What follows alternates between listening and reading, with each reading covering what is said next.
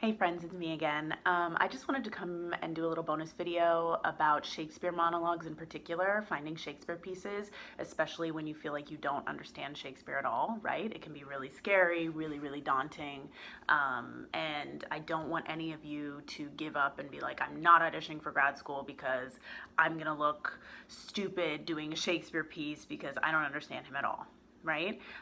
First, I want you to know that you're not alone. A lot of people who are just coming out of undergrad don't get a lot of classical training, and so they don't understand Shakespeare, and he makes them feel stupid, and so they don't even try to understand Shakespeare, and then they're getting to this place where they're like, oh my god, everyone's telling me I need to do a Shakespeare monologue, and I don't even know where to start, and I hate Shakespeare. Right? So I'm acknowledging your feelings. I was right there with you. I felt the exact same way, but I'm gonna kind of teach you like where you can start if you really don't understand Shakespeare in order to find a good piece for you and to understand it. Yeah? Cool, good. So we're gonna breathe and we're gonna figure this out together, okay? So I have some notes for you, just so I kind of don't miss anything, right? So if you watch my other video about finding pieces, I was very clear that I want you to read the plays first and not find monologues first, right? Like as you're reading plays, you'll find some that have great monologues in them, and if you do, then you write them down, and if you don't, that's fine, you read a play and it's great. And I totally stick by that. And if you do know a little bit about Shakespeare, I want you to do that as well. Like just read the plays and find monologues as you go. But if you don't, that's okay. It's okay to find a monologue first and then read the Shakespeare play, right? Because what I don't want to happen is like if Shakespeare's really hard for you, I don't want you to start reading Shakespeare plays and just get like really sad and really fed up and like disappointed that you don't understand it, and then you're like too frustrated to go on, and then you're not gonna just audition because it's too hard and you suck. Like, I don't want you to feel that way, okay? So I give you permission to just kind of look up Shakespeare monologues, right, and find some that you like. And again, this can be hard because Shakespeare's language is really hard. Even for me, when I don't know a play, I'm like, I don't know what's happening in this monologue, right? So as you're looking for monologues, it is okay, and I'm gonna say this like 5 times. It is okay, I give you permission to look up No Fear Shakespeare or another translation service and read a translation of the text, okay? I know when I was in undergrad, somewhere I got the idea that No Fear Shakespeare was a cop-out or it was terrible or whatever. And I use No Fear Shakespeare all the time, okay? I have some books that are actually No Fear Shakespeare. I look stuff up online all the time. Sure, the translations aren't like perfect, beautiful translations, but they will give you an idea of what is being said, and that is what you need to do.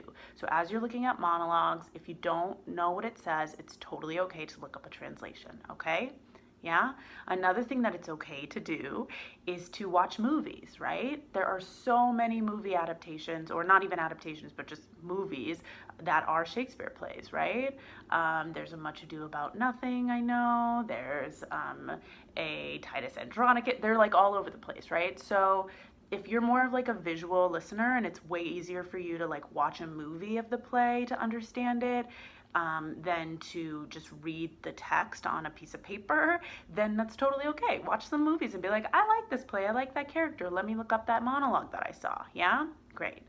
And then, once you find a monologue that you like, and maybe you used a translation service, whatever, to try to figure out what it is, just be very clear about what you're saying. Yeah, I want you to kind of translate it yourself. I do this with my students and my coaching clients all the time.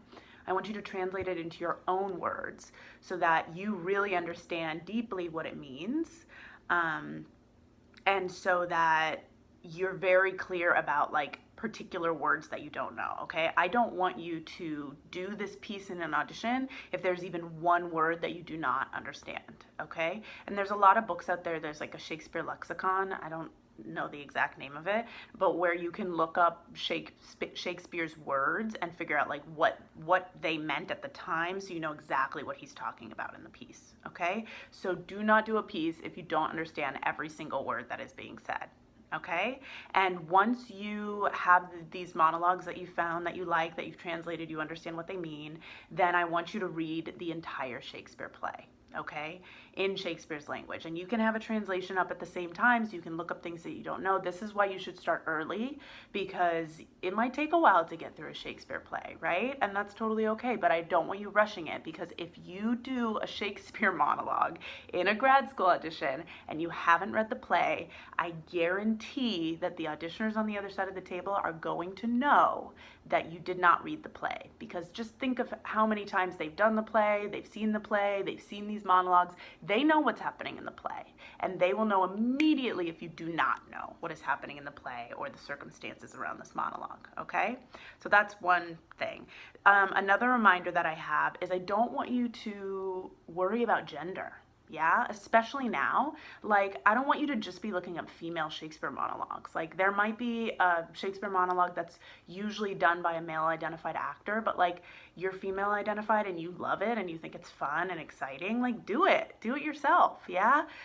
Don't worry about gender when you're looking at monologues. It's going to open up a lot more for you, especially if you're female identified, because there are not nearly as many female identified characters as male identified characters in Shakespeare. Yeah.